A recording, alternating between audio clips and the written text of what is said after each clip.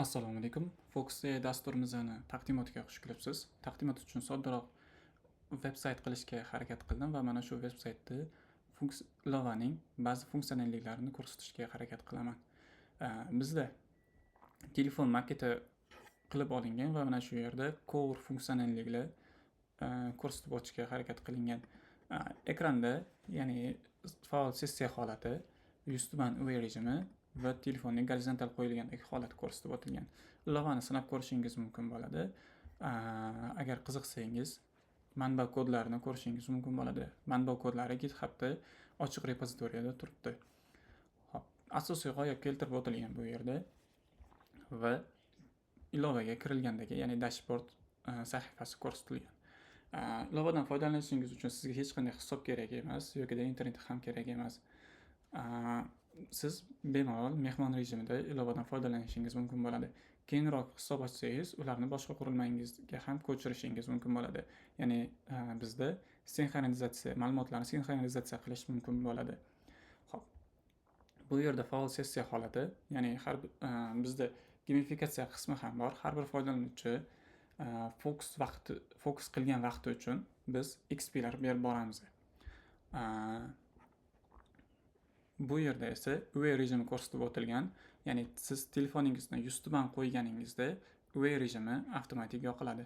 Bu UV rejimida biz foydalanuvchi uchun 2x da 2 barobar XP berishga harakat qilamiz. Bu yerda esa telefonimizni gorizontal holatda ko'rsatib o'tilgan. Ilovamizda foydalanuvchi fokus holatida, ya'ni sessiyasida bizda bezovta qilmaslik rejimi avtomatik yoqiladi.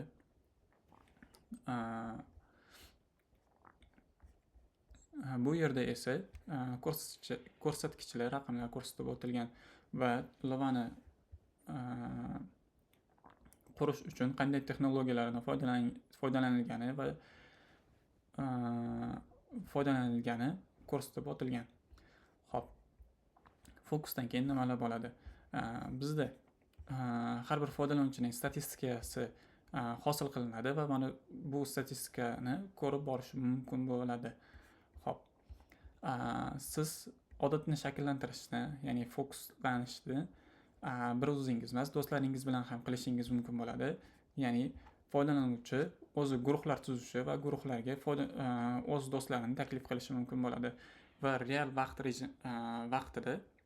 vaqtda siz do'stlaringiz natijalaridan ko'rishingiz mumkin bo'ladi.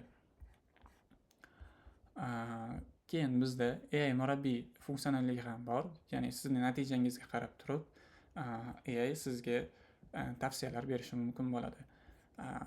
Fokus vaqtini biroz qiziqarliroq qilish uchun bizda fon ovozlari bor. Yomg'ir, ocean, ya'ni okean, o'rmon va shunga o'xshash birmuncha fon ovozlari ham mavjud. Keyin bizda strike rejimi bor. Ya'ni strike rejimida freeze funksionalligi ham bor. Ya'ni sizning strayklaringiz to'xtab qolmaydi. Xo'p. Ilova qanday qurilgan? Biz qanday qarorlarga kelganmiz? Bu yerda barchasi ko'rsatib o'tilgan. Bizda ilovada ikkita til mavjud, ya'ni o'zbek va rus tillari mavjud va undan tashqari ikki xil mavzu, ya'ni qorong'u va yorug' rejimlar mavjud. Biz ilovani marketplace'larga chiqarishga biroz vaqt yetmay qoldi, lekin biz ilovani test rejimida marketplace'larga chiqarishga harakat qildik. Bu yerda Play Market va App Store'dagi Test Flight qismiga publish qilingan ilovalar. Ya'ni siz tester sifatida ilovani foydalanib ko'rishingiz mumkin bo'ladi. Xo'p. Ilovani testlash uchun o'sha Play Marketda yoki Test Flightda tester bo'lib turib ilovadan foydalanishingiz mumkin yoki sizda Android bo'lsa, siz appkani yuklab olib turib ilovadan foydalanishingiz mumkin bo'ladi. Agar tester bo'lmoqchi bo'lsangiz, menga aloqaga chiqing va men sizni testerlar qatoriga qo'shishim mumkin bo'ladi. Xo'p. Bizda demo hisob yaratib qo'yilgan va bu yerdan demo hisobdan foydalanishingiz mumkin bo'ladi. Xo'sh, keyin bizga nima berilgandi va nima qo'shganmiz? Ilovani baholash uchun biroz osonlashtirishga harakat qildik. Ya'ni bizga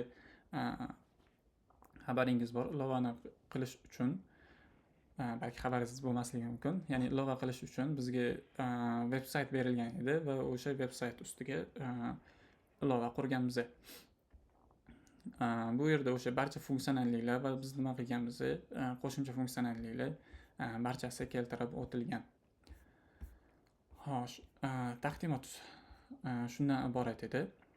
Vaqtingizga rozi bo'ling. Rahmat kattakon.